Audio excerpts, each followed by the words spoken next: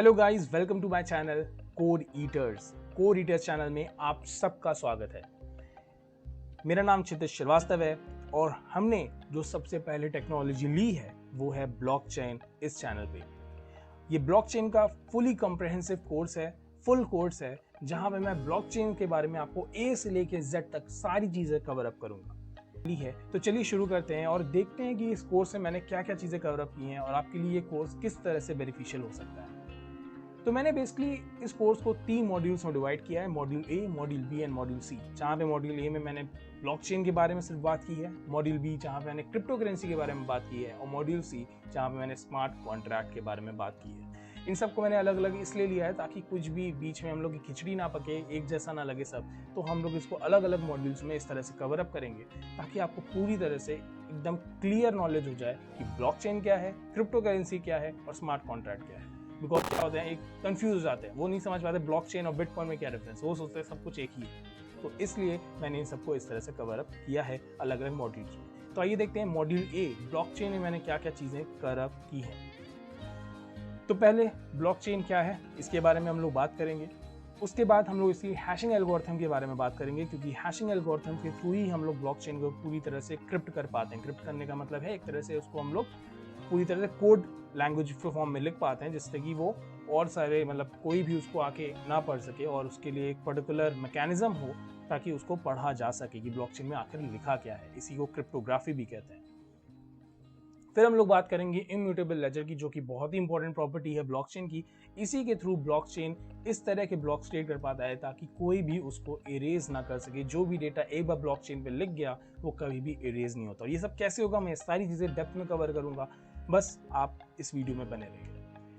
उसके बाद हम लोग डिस्ट्रीब्यूटेड P2P नेटवर्क के बारे में बात करेंगे कि किस तरह से ओवरऑल नेटवर्क में किस तरह से एक ब्लॉक मतलब एक सिस्टम दूसरे सिस्टम से किस तरह से कनेक्ट करता है, किस तरह से आपस में बात होती है, ये सारी चीज़ें किस तरह से सारे ब्लॉक्स एक दूसरे के साथ सिंक्रोनाइज होते हैं, ये सारी चीज़ों के बारे में मैं बात करूंगा। उसके बारे में मैं बात करूंगा ब्लॉकचेन माइनिंग क्या होती है, नाम काफ़ी सुना हुआ होगा आप लोगों ने, बिटकॉइन माइनिंग सुना होगा, मगर मैं ब्लॉकचेन माइनिंग की बात कर रहा हूँ और क्या डिफरेंस है, सारी चीज़ें मैं इसमें कवर अप करूँगा।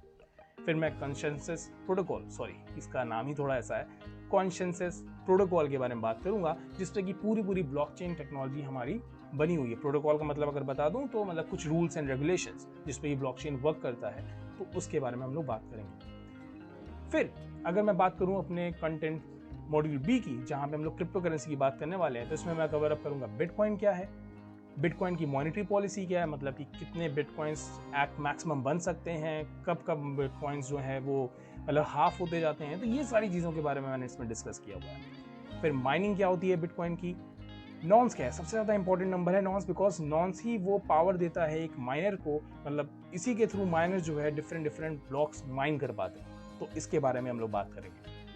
फिर मैं हार्डवेयर से रिलेटेड बात करूंगा कि CPU, GPU और ASIC ऐसे में क्या डिफरेंस होता है, किस तरह से ये तीनों ने काफ़ी कुछ चेंजेस लाए हमारे बिटकॉइंस में, इसके बारे में फिर मैं बात करूंगा।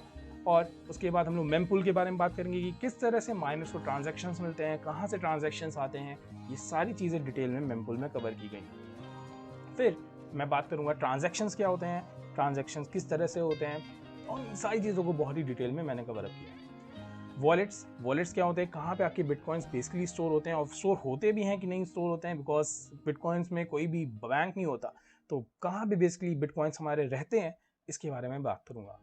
और लास्ट इसमें बात की गई है पब्लिक की एंड प्राइवेट की, जो कि सबसे ज़्यादा इंपॉर्टेंट टॉपिक है, बिकॉज पब्लिक की और प्राइवेट की हेल्प से ही आप अपने ब्लॉक को एक्सेस कर पाते हो।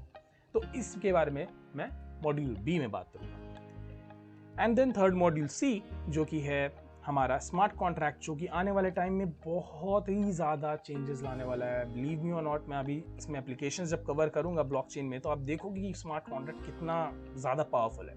और ये जो स्मार्ट कॉन्ट्रैक्ट है बेसिकली ये एथेरियम पे वर्क करता है। तो हम लोग पहले बात करेंगे एथेरियम क्या होता है, फिर स्मार्ट कॉन्ट्रैक्ट क्या है इसके बारे में बात करेंगे, और डिसेंट्रलाइज्ड ऐप्स क्या है, कैसे ये ऐप्स दूसरी ऐप जो आज हम लोग यूज़ कर रहे हैं, क्रोम, राइट, हम लोग क्रोम की यूज़ कर रहे हैं, या सेंट्रलाइज एप्लीकेशन लाइक फेसबुक का यूज़ कर रहे हैं, ये सब होती है सेंट्रलाइज एप्लीकेशन।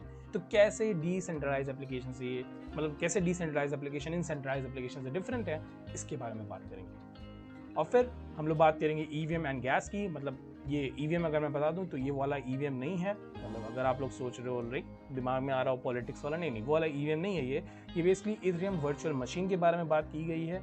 और गैस भी काफ़ी अलग कॉन्सेप्ट है, इसको भी हम लोग कवर अप करेंगे। फिर हम लोग बात करेंगे डाउस के बारे में, जो कि है हमारा डिसेंट्रलाइज ऑटोनोमस ऑर्गेनाइजेशन।